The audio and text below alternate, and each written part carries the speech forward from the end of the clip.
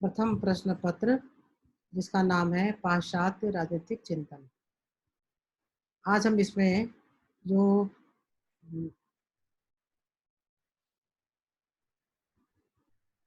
आज हम जिस चीज का अध्ययन करेंगे वो है प्लेटो का राजनीतिक चिंतन। प्लेटो का राजनीतिक चिंतन। प्लेटो का जन्म यूनान के एथेंस नामक नगर में 428 ईसा पूर्व में हुआ था। उसके पिता एथेंस के सम्राट घराने के का कार्डस वंश के व्यक्ति थे। उनकी माता भी एथेंस की ही कानून निर्मात्री जो वंशज सोलन घराना जिनका नाम था सोलन घराना सोलन का उनका नाम था सोलन घराना कहा जाता था, वहाँ की बेटी थी।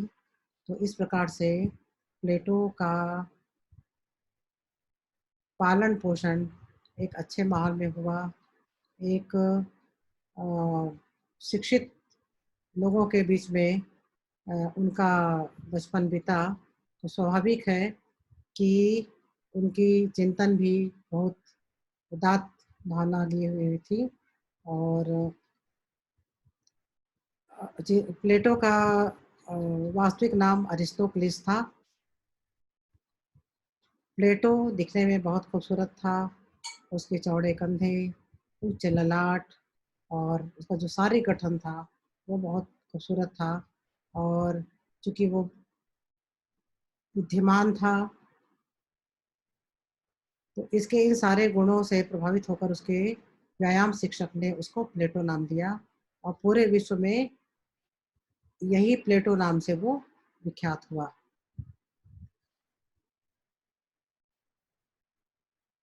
प्लेटो का शैक्षणिक जीवन बहुत अच्छा था। शिक्षा दीक्षा अच्छी हुई क्योंकि उसके माता और पिता दोनों शिक्षित थे। राजघराने से संबंधित थे उसके माता पिता। तो स्वाभाविक है बड़ा होकर वह भी राजनीतिक कार्य करने में रुचि रखता था। उसकी इच्छा थी कि बड़ा होकर वो अपने माता पिता के कार्यों को आगे बढ़ाएगा, राजनीतिक कार्य करेगा।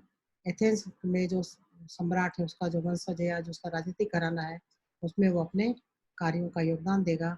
परंतु एक घटना ने उसके जीवन को पूर्ण रूप से बदल दिया। वो कौन सी घटना है? कौन सी घटना थी? तो प्लेटो जब 20 वर्ष का हुआ तो उसके माता पिता ने प्लेटो को सुकरात के अकादमी सुकरात के अकादमी में उसको शिक्षा ग्रहण करने के लिए प्रवेश दिलाया। सुकरात के अकादमी में बहुत सारे उस समय के बहुत प्रतिष्ठित घराने के छात्र शिक्षण ग्रहण करते थे। प्लेटो भी उनमें एक था। परंतु प्लेटो चूंकि बहुत ज़्यादा प्रखर बुद्धि वाला था इस कारण वह सुकरात को अपने सारे शिष्यों में सबसे ज़्यादा प्रिय था। और प्लेटो भी अपने गुरु सुकरात के प्रति अनन्य श्रद्धा का भाव रखता था, उससे स्नेह करता था।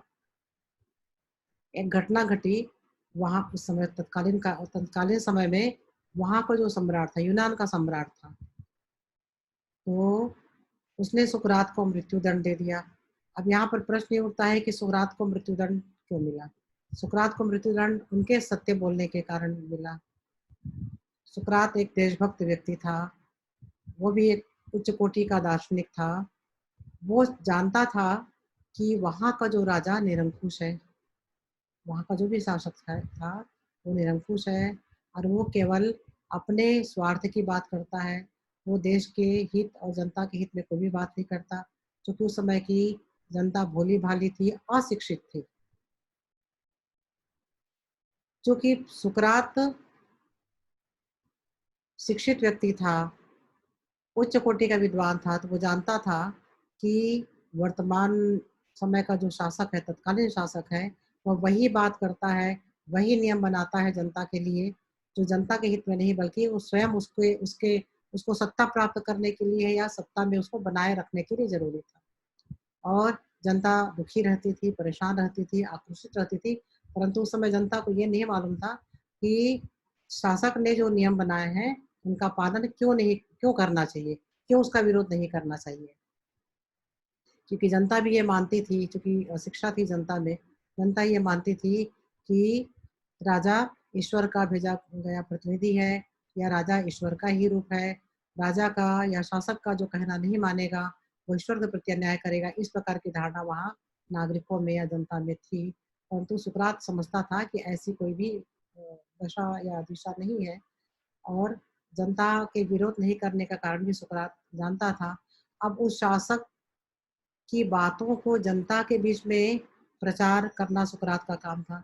अब जनता को बताना था कि शासक केवल अपनी सत्ता के हित में, अपनी सत्ता को बनाए रखने के हित में ही अपनी बात को कहता है या आप लोगों से जो नियम बनवा कर, नियम लागू करके आप लोगों से जो पालन करवाता है, वो केवल उसका स्वार्थ है, ना कि देश का और जनता का कोई हित नहीं है। तो सुकरात पूरे नगर में भ्रमण करता था, जनता के बीच में जा के कुछ प्रश्न करता था और वहाँ के नागरिक इतने भोले-भाले थे, अशिक्षित थे या अज्ञान थे कि सुकरात की बातों को वो समझते नहीं थे। तो सुकरात स्वयं प्रश्न करता नागरिकों से, स्वयं उत्तर देता था। वहाँ के नागरिक हँसते थे और सुकरात को पागल कहते थे। सुकरात को कोई भी बात बुरी नहीं लगती थी क्योंकि वो जानता था कि नागरिकों में चूँकि अज्ञानता है, अशिक्षा है और उसका वो चूँकि देशभक्त था, वो चाहता था कि जनता में जागरूकता आए और शासक के अनैतिक कार्य या गैर जनहित कार्य जो करता है, वो जनता को समझ में आए, इस कारण वो ये काम करता था। परंतु धीरे-धीरे क्या हुआ, सुकरात की बात वहाँ तत्कालीन शासक तक पहुँची सैनिकों के द्वारा, तो फिर राजा के कान तक ये बात पहुँची कि कोई एक ऐसा व्यक्ति है जो आपके विरुद्ध में बात करता है, आपके द्वारा बनाए गए नियमों की धज्जियाँ उड़ा रहा है, नागरिकों को आपके विरुद्ध भड़काता है। तो वहाँ का शासक डरा और उसने सैनिकों को सुकरात को बंदी बनाने का आदेश दिया। सुकरात बंदी बना लिया गया और उसे मृत्यु दंड की सज़ा मिली। उसको विषपान उसमें वर्तमान समय में विषपान जैसे वर्तमान में फांसी या किसी प्रकार का ऐसा नहीं, उसमें विषपान करके ही मृत्युदंड की सज़ा दी जाती थी। अतः सुकरात को विषपान कराया गया और सुकरात की मृत्यु हो गई। अपने गुरु की मृत्यु का प्लेटो के जीवन में उसके मानसिक स्तर में बहुत ज़्यादा परिवर्तन हुआ। चूँकि वो प्लेटो जानता था कि उसका गुरु सत्यवादी था, सत्य बोलता था, राष्ट्र हित में बात करता था, जनता के हित में बात करता था और सत्य बोलने के कारण ही उसके विद्वान गुरु को मृत्यु दंड मिला।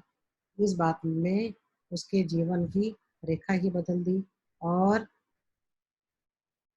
वो जो आगे चलकर राजनीतिक कार्य में भाग लेना चाहता था, अपने माता-पिता के साथ रहकर राजनीतिक कार्य करना चाहता था, तो उसका उसका पूरा उद्देश्य ही बदल गया और इस प्रकार से उसने निश्चय किया कि वो अपने गुरु के आदर्शों को, अपने गुरु को चिंतन को आगे बढ़ाने में कार्य करेगा और इस प्रकार अपने गुरु सुकरात की मृत्यु के बाद वह बहुत ज़्यादा वर्ष एथेंस में नहीं रुका।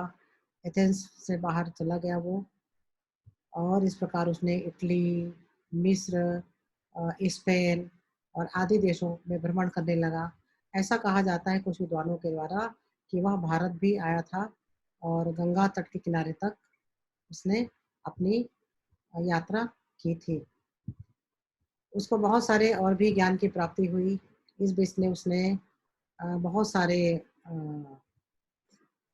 निबंध लिखे, बहुत सारी रचनाएँ की, बहुत सारे ग्रंथ लिखे और वैसे तो उसके प्लेटो के बहुत सारे ग्रंथ हैं, पर उसका जो मुख्य ग्रंथ है जिसका नाम है रिपब्लिक और उसने अपने जितने भी सिद्धांत दिए हैं, जितनी भी अपनी बातें कही हैं, तो जो मुख्य बातें हैं उसने उसका उद्धरण